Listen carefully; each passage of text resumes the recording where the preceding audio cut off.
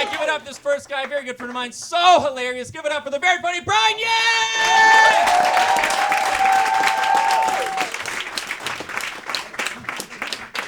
Paul Schisler, everybody. Paul, friend of the Asians, Paul Schisler, taking care of us. How's everyone doing? Everyone doing good? Yeah. That's great. I'm doing weird. Yep, I went to get dinner before the show, and the waiter gave me my food, and he goes, "Hey, you're Chinese." And I was like, "No." And then he goes, "Oh, how come?" Well, I'm not Chinese. That's how come I'm not Chinese. There's no other way to tell this story. I wasn't standing in line to be Chinese. And then it was like, oh my God, this line's so long. There's like 1 billion people in this line. It's just too... So I'll never be Chinese at this rate. I gotta be another Asian. We get to pick. People don't know this. We get to choose. It's like Harry Potter. We're sorted. There's a hat. Yeah. I'm a Hmong person. Not a lot of people know what that is. We were in the movie Gran Torino. Yeah, that's where we're from. We're from Gran Torino.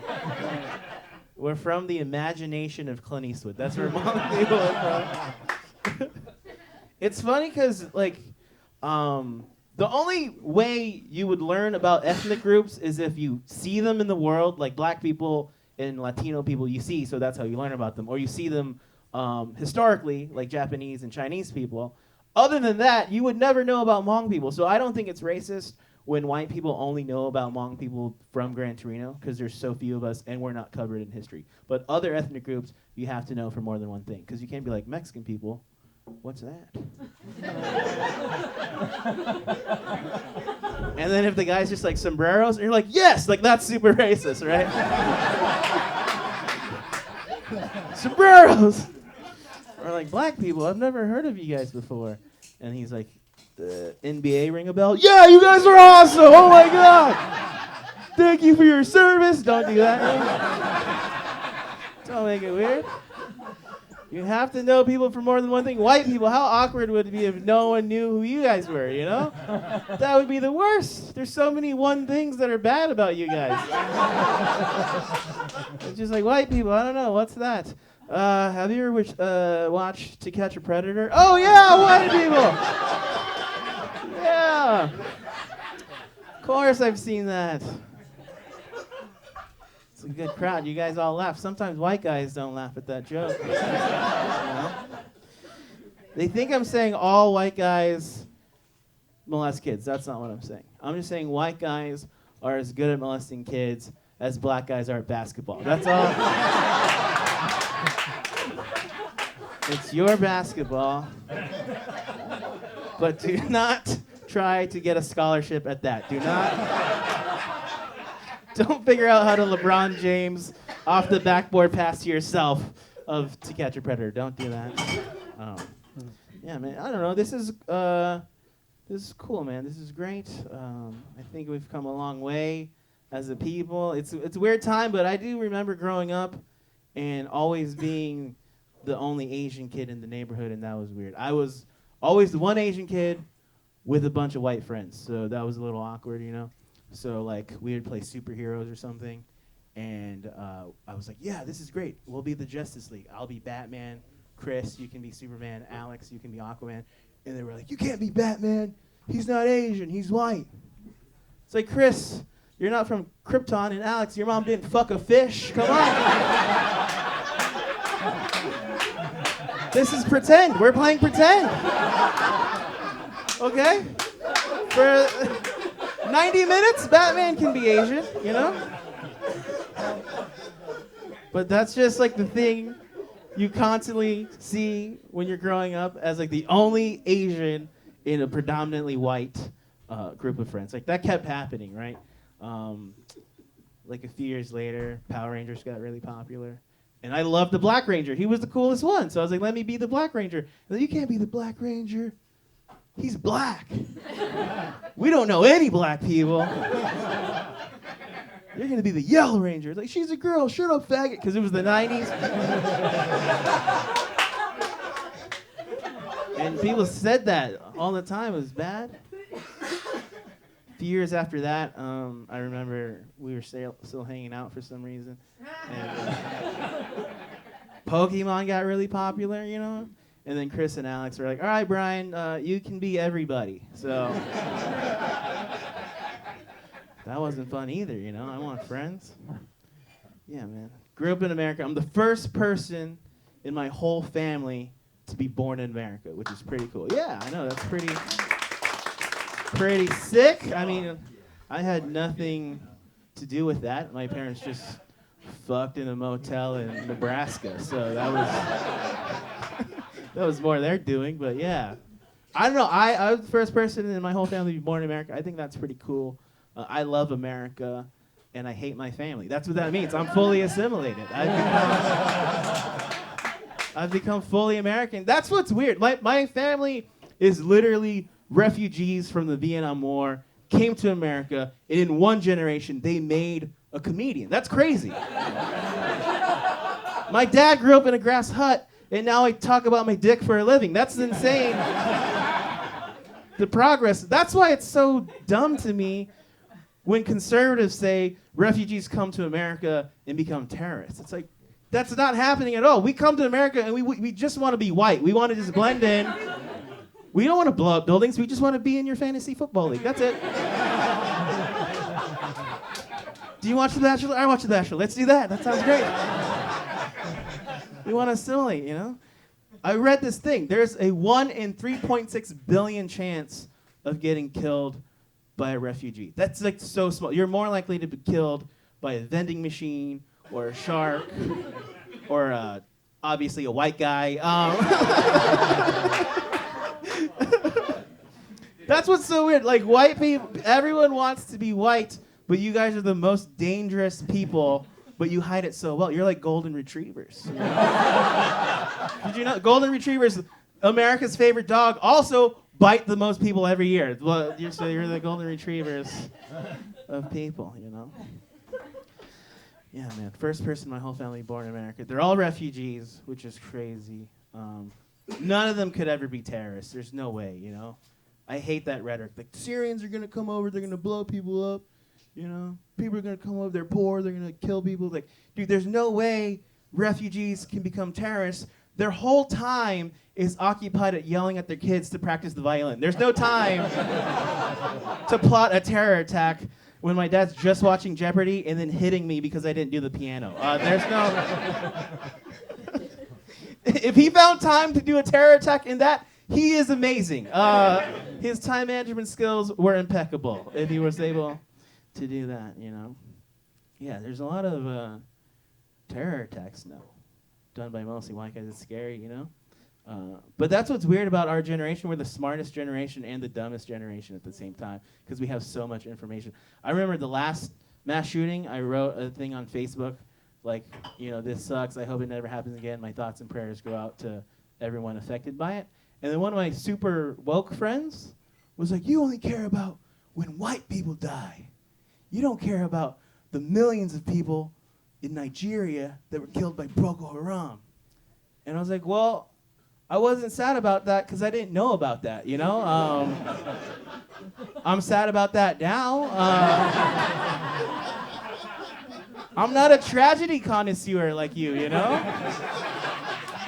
I don't know. I'm sorry I don't spend my time going on Google like, what's the saddest shit happening right now? Get in my brain. I want to know it all. I know about the mass shootings because they put it on the news, you know? They don't talk about Boko Haram, and that sucks. And I'm a dumb person, you know? Like a mass shooting by a crazy white guy sounds scary. Boko Haram, I'm a dumb guy. Boko Haram sounds like a pro wrestler from the 90s. I like Boko Haram. Boko Haram, that's the black dude with the parrot, right? He's awesome. I want him to beat Jake the Snake Roberts. He's the best. Yeah, man. Yeah. It's funny, though. So my family all immigrants, but probably still voted for Trump because they're very conservative Christians, which is this weird thing that happens to people when they become American. They come in and they immigrate the way Mexicans and Syrians are now, and then they get into America and they're like, all right, we got in, no one else gets in. We're the good ones. So that's what my dad is very religious. He's a pastor. He still asks me if I want to be a pastor, you know, which is like, dude, I'm way too deep into dick jokes now. But it's funny, like, he's still kind of proud of me because, like, this is kind of like being a pastor, you know? Yeah. He's very evangelical. He's one of those Christians who, like, believe that gay sex affects the weather, you know? Like, when the hurricane happened in Louisiana, it's like, it's all that homosexual sex. He's like, I don't think that's how that works, Dad. I think it's a low-pressure system and a high-pressure system, and then that creates a thing, and probably climate change. I think butt sex has nothing to do with it. Because if you notice, San Francisco's never had a hurricane, and from what I've seen, they've had the most butt sex possible. Yeah, man. I never understood that, you know, like gay sex is like something they care about so much. Because, like, as a straight person, I've never seen gay sex, and it's never affected my life, right? So, like, I think you should do it if you like it, you know? It sounds great. And also, in the Bible, Jesus himself never talks about gay sex, so I don't understand. It's like an Old Testament rule, like a man shall not lay with another man, which sounds like just they didn't want two dudes to take a nap together, you know? It wasn't very explicit. It didn't say, like, oh, don't jerk each other off in the bathroom, which I think is actually what's happening, you know? From what I've heard from my gay friends, they're not napping. But so I grew up very religious, and in the Bible, Jesus only goes to one wedding. And to me, if he was going to talk about gay sex, that's where you would do it, right? He's like, all right, here's my shot. I'm going to a wedding. This is where I'm going to make a scene and talk about it. No one wants me to, but I'm fucking doing it. I'm the son of God. But what happens in the Bible? In the Bible, Jesus goes to the wedding at Cana, and he brings his mom as his date, which is pretty gay. That's a gay guy move. It's like, this is Mary. She's my best friend, but she's also my mom. So he shows up. He's like, all right, Jesus, this is your chance, man. You're at the wedding. This is your chance to be like, all right, I'm Jesus. I make the rules. Marriage is between a man and a woman. No, he shows up to the wedding. What does he do? He shows up. They run out of food. He turns the water into wine, you know. It's a party. He's like, I'm Jesus. Is there an open bar? And they're like, no. And he's like, there is now.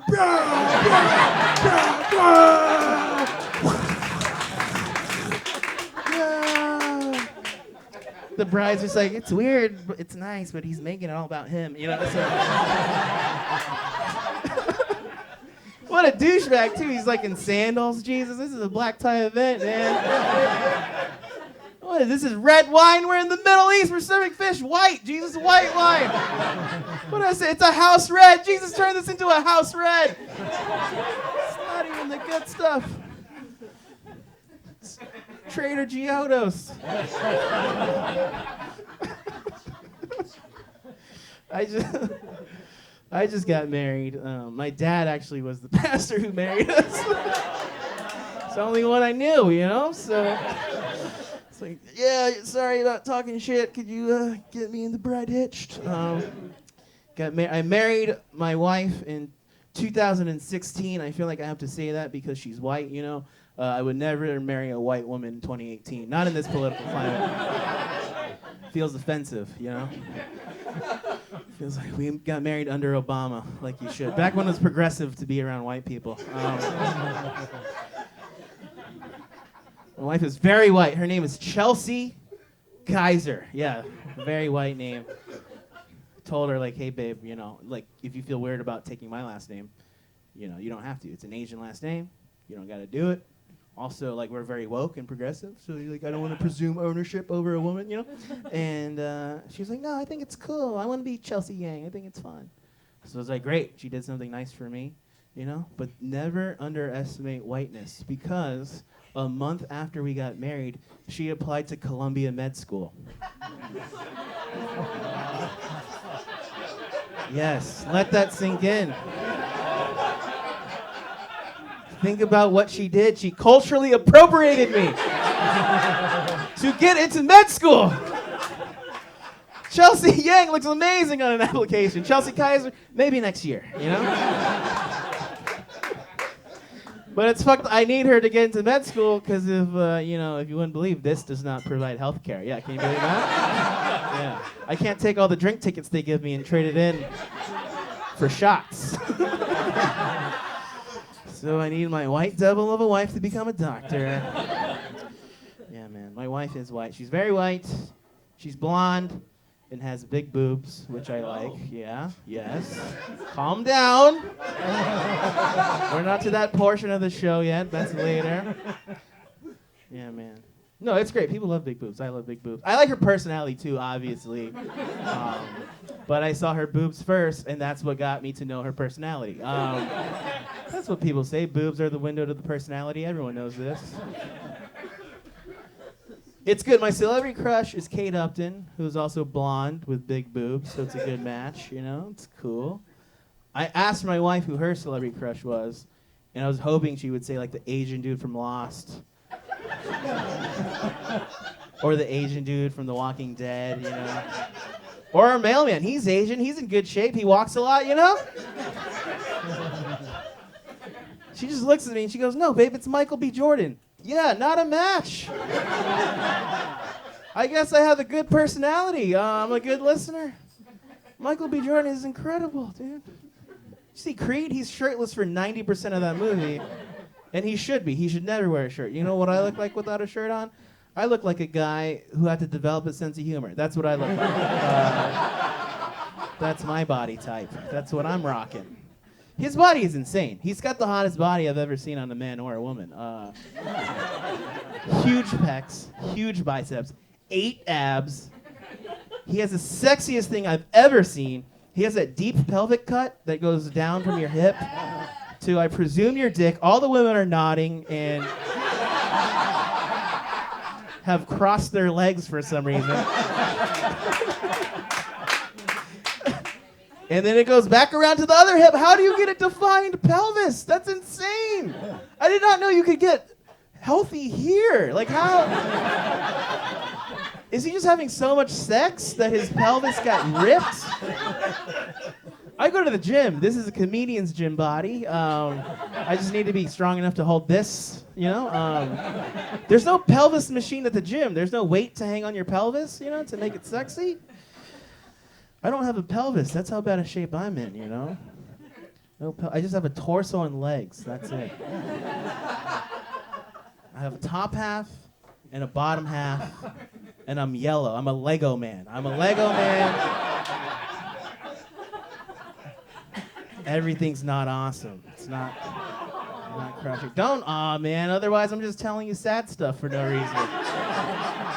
You gotta laugh, otherwise, like, this is just therapy, you know? It's like, well, my body's bad, my wife doesn't want to fuck me. The laughter is the only thing that separates this from therapy. But yeah, it's so weird. My body doesn't look like his at all. I do have a dick, though. I have a dick. You guys hear about these things people are talking about? Dicks? There is a rumor that Asian men have small dicks. You might have heard about it. It's been going around for 1 million years. I wanted to get to the bottom of this, you know, because, like, if you're going to be an Asian in the entertainment industry, you want to knock down stereotypes. So, like, I'm going to research this shit. I'm going to get to the bottom of it, and I'm going to talk about it. So I researched it. And there is no evidence scientifically that we have the smallest dicks. It's a fucked up stereotype. But what I did find, and this is 100% true, is that Asian men, we make up the largest population of men on Earth. So we might not have the biggest dicks, but we definitely 100% have the most dicks. Yeah. That's pretty cool, I think, you know? We don't have the length of the girth, maybe, you know, but we're crushing it by volume. And I think that's pretty sick, you know? It's like, babe, this might be much, but wait till I get 12 of my buddies in here. and we weigh all of them. That's gonna be. That won't be fun for you, but we're gonna prove a point. It's like one of those weird Snapple facts. It's like, oh, if you put all the Asian dicks end to end, they'd reach the moon. It's like, why is this a Snapple fact? This is a weird one. Yeah, man. We've been married for 2 years, so I think the dick's okay, Dick's okay. My wife's very woke. She's a feminist, and I'm a feminist too. That's how that works. I'm a real feminist, though. Like, I think, like, single guys now, because they want to have sex, will say they're feminists so they can fuck ladies, But I'm a real feminist. I'm married. I have no reason to be a feminist. I could be a piece of shit now. But I'm in the game. I'm legit. I'm married to my wife. Obviously, live with her. But because New York is a dreamland, I have 2 other roommates. So I live with my wife, who's a feminist, my sister-in-law, who's a feminist, and my wife's best friend, who is also a feminist. I live with 3 women. They're all feminists. I'm a feminist. This is how feminist I am. This is actually the first time I've been allowed to speak all day. It's great. They all had a vote, and they're like, all right, buddy, go do your jokes. You earned it. You did your chores. Yeah, man. We went to the Women's March. I went to the Women's March with them. That's interesting, because white people march now. I guess this is how long it took for oppression to reach them, which is fine. They're here now. It's funny to watch white people protest because their hearts are in the right place, but their claps are in the wrong place. So that's interesting. It's really weird, too, because, like, when I went, I thought it would just be, like, all liberals together, like, fuck Trump. But it's segregated because there are actually, like, black and Latino and Native American women who are, like, annoyed that white women got here late. Because white women, when they protest, like, it's good that they're there, but they're also, like, having a blast, They've got, like, the pink hats, and they're dressed in clothes from, like, anthropology, and they're talking about brunch. It's like Coachella, It's like Coachella. But then you have, like, you have black women who have been protesting since the 60s, and they're like, look, your pink hats are great. We need pussy power. That's awesome. But we also need racial equality because our husbands and sons are being killed by the police for no reason, right? And then, yeah, I mean, the one black person clapped. That's cool. It's awkward. It's awkward that all the white people are like, we abstain, but it's all right. We could have had a moment, but not tonight, I'm going on first. There's another comic. We don't want a racial riot in the first part of the show. So, you have that, And then you have, like, Latina women who are like, we've also been subjugated, so we need our rights. And then you have Native American women who have been protesting for, like, 200 years. Like, yeah, we need racial equality, and we need our rights. But also, you're marching on our land. This is our land. This is literally our land. Please pick up your shit. Yes, Black Lives Matter, but also please don't litter. That sign used to be my house. Yeah. You guys are groaning at history. That's a thing that I didn't make that up. Kind of go on ancestries.com and you might have had a hand in that a little bit. No, it's I know. I think it's good that it's happening. It's just funny. It's just funny to watch white people try. It's great. It's hard because the last thing I remember white people protesting was when Twinkies went away. So it's just a weird. It's a weird thing for the last thing you protested to be a Twinkie, and then now for it to be the president. So it's hard. My wife kind of protests the way white women complain when their order's wrong in a restaurant, My wife's like, excuse me? I ordered democracy, and this looks like fascism, so yeah. I'm not saying it's your fault, just don't put it on the bill. That's how she's protesting. It's great, She's trying. I made fun of white people. Asians aren't good at protesting either. We're not good.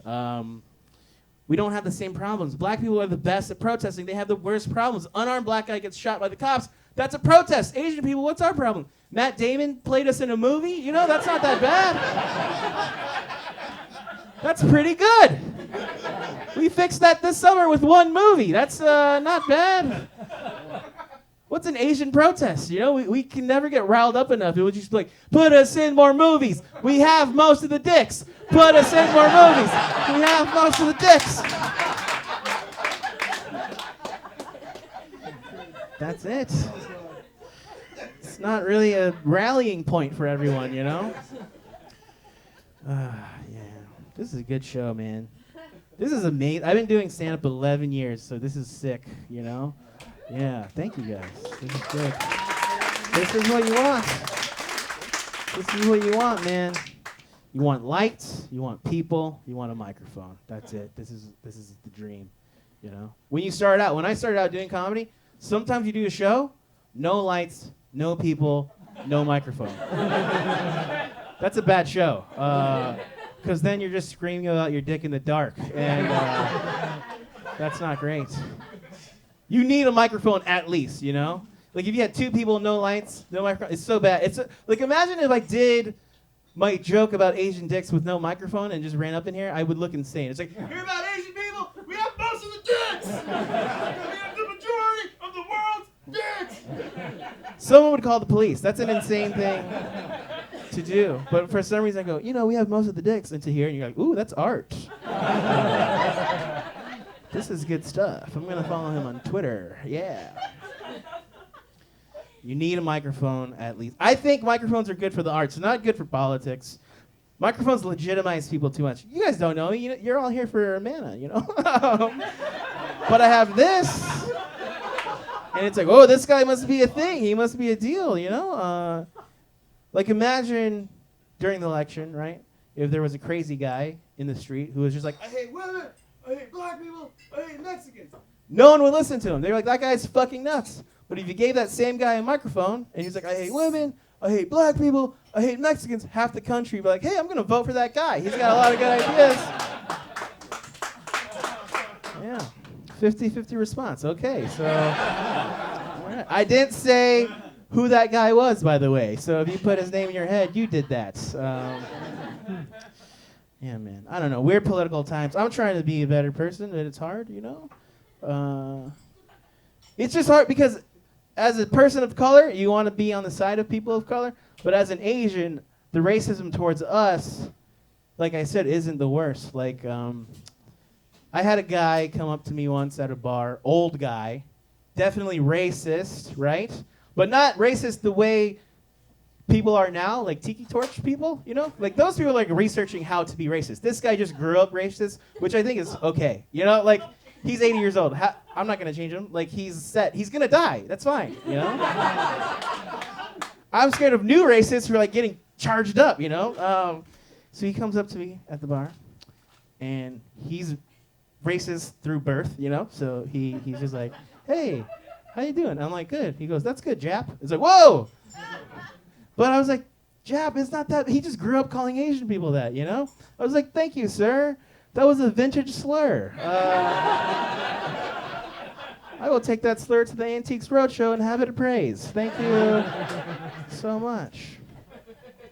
Racism is so weird, though. Like, that's fine. He's old, whatever. Racism is so weird when you can tell someone researched it and put effort into it. It's like, why do that? That seems harder than just not being racist. I got called a zipperhead by a guy one time. I was like, what's a zipperhead? Yeah. And weirdly, he was nice enough to explain, you know? He's like, a zipperhead is from the Korean War. We'd shoot Asians in the head, your heads would split open like a zipper. It's like, dude, that's not just Asian people, that's fucking everybody. That's everybody. What are you talking about? You did way too much historical research for that. Just call me a chink. Get it over. Just that's easy. I would get the reference. You overthought it, man. Also, it's not like you shoot a Mexican guy in the head and like candy comes out. Oh, it's a piñata head. No, like what are you? We are all zipper heads, you know? It's insane. It's insane. I talk about all this like progressive shit, all this like social justice shit, and I realized that I'm not really in the game. I'm not real. I'm not about it. You know? I thought I cared about everyone. I found out I just care about myself. I care about racism towards me. So this thing happened recently. Crazy guy in the street. We've all seen it, right? He's like talking to himself. He's like, hey, Asian people are the worst. Asian people stink. They all need to go back to where they came from. So, I'm all charged up from like Twitter and like, social justice shit. I was like, I'm going to say something to this guy, So I grab him on the shoulders. He's like, look at me, man. Look at me. I'm Asian. Don't say that shit, okay? And he looks right back at me. He becomes clear and not crazy anymore. And he goes, I didn't say Asian people. I said Haitian people. And I was like, well, carry on. This has nothing to do with my bad. I just go. Yeah, man. So, like, I care a little bit. So I need to get better. I need to get better at it, Yeah, you guys are the best, man. You guys have been laughing at my jokes, which thank you for doing that, Yeah, I'm not good at comedy. As you watch the show, you'll see that Kristen is good at comedy. I'm not good at comedy. I have a joke that I do with no punchline, but I have to do it to get to my 30 minutes, Yeah, pull you guys behind the curtain of comedy. It's not always about killing. A lot of it is like getting to a time, and we're going to do that now. So here's the joke with no punchline. You guys know how Barnes & Noble sells Nooks, but Nooks are the thing that are putting Barnes & Nobles out of business? Guys, Barnes & Noble selling Nooks, that's like... And then I don't know what that's like. I should definitely know what that's like. I'm a comedian. All I do is tell you what other things are like funnier things, That joke should definitely like, Barnes & Noble selling Nooks, that's like a burger. And then you guys should be like, that's exactly like a burger. This guy's awesome. Bryan.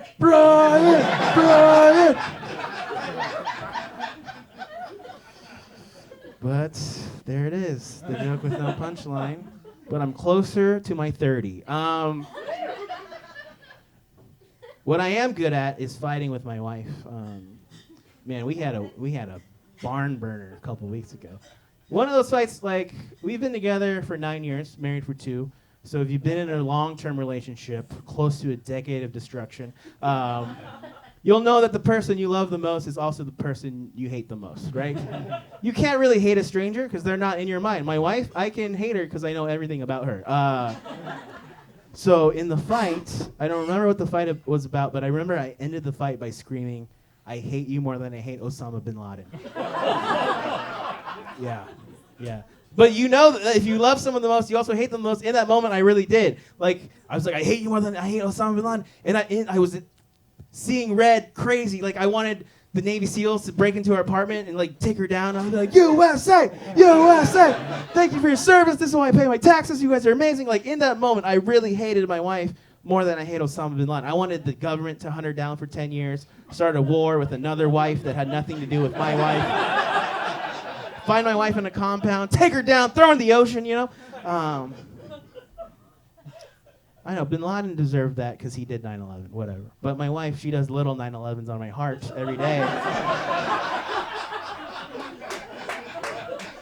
And that adds up, that hurts too. I'm not a bully though, She fights back. She was like, do you even know what it's like to be with you? And I was like, I don't know, is it like Barnes & Noble selling Nooks? Because I don't know what that's like. Yeah,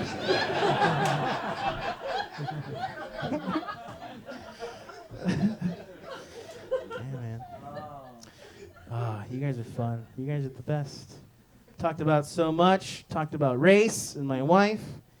I think it's weird that Asian people don't have a catchphrase, You notice every race has a catchphrase? Black people have black don't crack. Amazing, because it's true. Latin people, this man right here. 76 years old. Look at this. Fucking looks like Luke Cage. It's amazing. Strong as an ox. It's amazing. Latin people, Latino heat, fiery tempers. I love it because, like, if a Latin person is, like, angry, it's just, like, their temper, It's a Latin temper. It's awesome. White people, even you guys had one, White power. It didn't catch on. But you had one. Asian people, we do not have a catchphrase. It sucks. We don't have like a 2-word awesome catchphrase. I think we don't because our history is so complicated. It'd be like Asian persuasion, like, but what does that even mean? It just means like you're Asian. And like a white guy came up with, like Asians didn't come up with that. Like black people came up with it, like black don't crack. That sounds like a cool black guy thing to say, you know? I came up with an Asian catchphrase. It's never gonna catch on though, because it's too long. It's Asian people suppressing our individuality for the greater good, as to not offend our elders, who have built up strong tribal and familial bonds over thousands of years. It's actually a sad situation that's befallen billions of people and perpetrated things like war crimes and communism, i.e. China, North Korea, and Vietnam. It's a sad situation that's befallen a great many. You know what? Just watch Gran Torino. That's a good movie. And we're in that. All right, thank you guys so much. I'm Bryan Yang. You're the best. Give it a applause. I had a wonderful time. Thank you so much.